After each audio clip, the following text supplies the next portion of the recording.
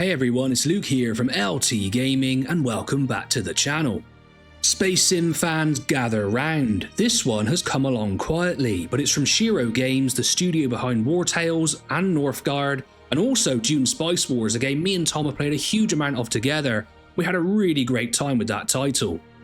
And now they're heading into space with SpaceCraft, an ambitious, persistent universe sim blending mining, exploration, and modular shipbuilding in a post-collapse galaxy. At first glance, it might remind you of Space Engineers or Starbase, which was a title that never really delivered on its promises, but there's a twist. Shiro is building SpaceCraft as an evolving multiplayer experience where crafting, contracts, and cooperation drive the gameplay. And it's rare these days to see a company with such a great track record as Shiro in delivering their projects and updating them. This has to be praised. And the best part, the vibe is less pew pew and more how do I survive out here with a ship held together by bolts and hope. Yeah, I don't think I'll be saying pew pew anytime again soon. It's great to see more realistic space games coming along, and of course we had the announcement by Owlcat of the new Expanse game, something here at LT Gaming we're very excited about. But anyway, I digress, let's break down SpaceCraft. Also remember that I pulled this together through research and the various devlogs that are out there. The final product may be different, or some of the features may be tweaked or even increased, or you don't know what can happen with the quality of a game as it goes. Now of course, as I said, I trust Shiro, but I just want to put that caveat in there. At its core, SpaceCraft is an online space exploration and production sim set in a galaxy that humanity fled after a brutal war with an alien force known as the Tripods. You're not a hero, you're a convict freshly unboxed from cryo and assigned a beat-up ship called the Scrappy Pioneer. Your job? Get out there and start proving you're useful. Now, I do believe this is a tutorial ship and you can call it anything you want, so that customization will be in the game.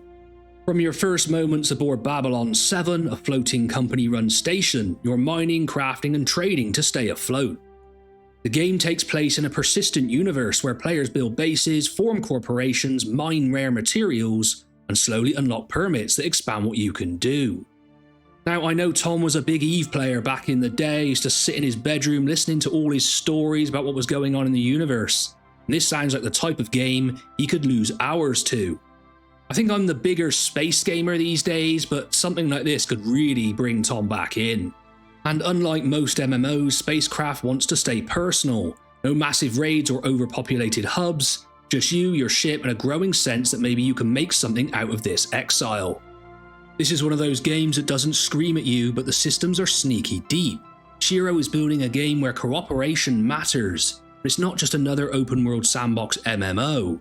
It leans heavily into crafting and logistics. Forming a group helps you produce more efficiently, but you can still play solo.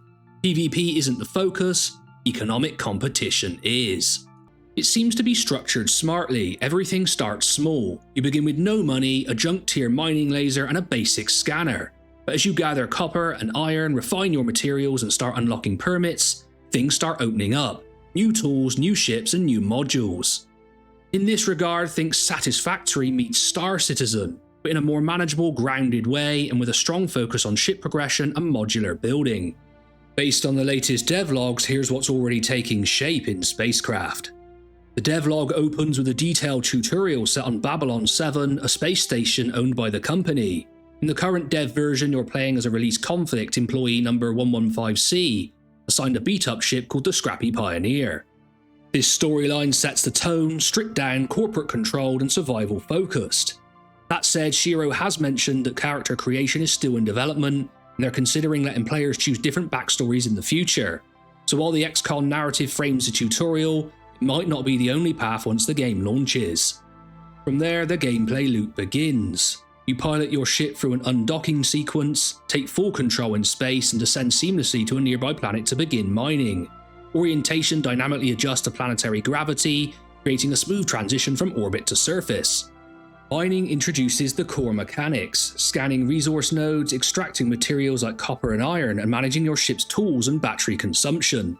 The mining laser is just the start. Over time, you unlock specialized tools for different material types, including volatile and gaseous resources. Just a quick interlude to say most of you who watch the channel are not subscribed. So make sure to go down below and hit that subscribe button because it helps smaller channels like us grow really quickly, and both me and Tom really appreciate it. Back on the station, progression is tied to a permit system. After completing your first contract, you'll unlock the modular systems permit, allowing you to craft tools like the Scanalyzer Alpha, used to analyze unknown resources and expand your capabilities. You'll refine ore at the smelter, then assemble components in the workshop. Inventory space and material types matter here.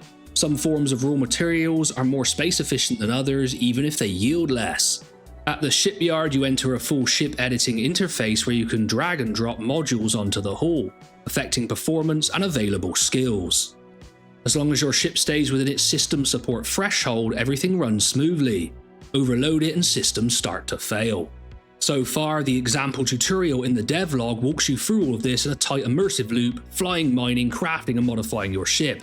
It's grounded, functional and already quite detailed for a pre-alpha. Of course, it's still early and we must approach this cautiously, but here at LT Gaming it's never too soon to get a game on your wishlist. SpaceCraft is aiming for a private alpha soon in 2025 with early access later in the year. Right now, a lot of features like first-person cockpit view, private servers and deeper faction mechanics are still in planning or up for debate. And while the game can be played solo, it does rely on online connectivity. There's no offline mode and controller support is unlikely in the early stages. So if you're looking for a plug and play chill sim, this might still be two systems heavy right out of the gate. So I hear you ask, where does this fit in? It's not as combat focused as Elite Dangerous thus far, not as chaotic as Eve, and not as engineering heavy as Space Engineers. Instead, SpaceCraft seems to be carving out that middle space. It's got enough structure to guide you, but enough freedom to let you build your own path, though it's very early to decide how it compares. I think if you love the survival to industry curve in Satisfactory, but wished it took place in a space sim with seamless planetary transitions and personal storytelling, this might be exactly what you've been waiting for. And look, if Shiro sticks with this, the potential is huge. More ships, new planets, deeper economies, and real community-driven evolution.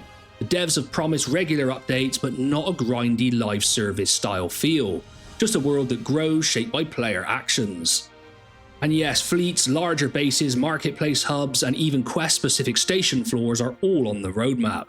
So what do you think? This is pretty early for us to take a look at the game. Is SpaceCraft the next great space sim to watch? It really has been on my radar for ages and I'm very excited about it. Or do you think the galaxy's already too crowded? Nah, we can never have too many space sims. But regardless, let me know what you think in the comments. And if you're into smart sci-fi sandboxes, space survival, war games, strategy games, hit subscribe. We've got more previews like this on the way and you're really going to enjoy it. I've been Luke from LT Gaming, and as always, I'll catch you on the next one.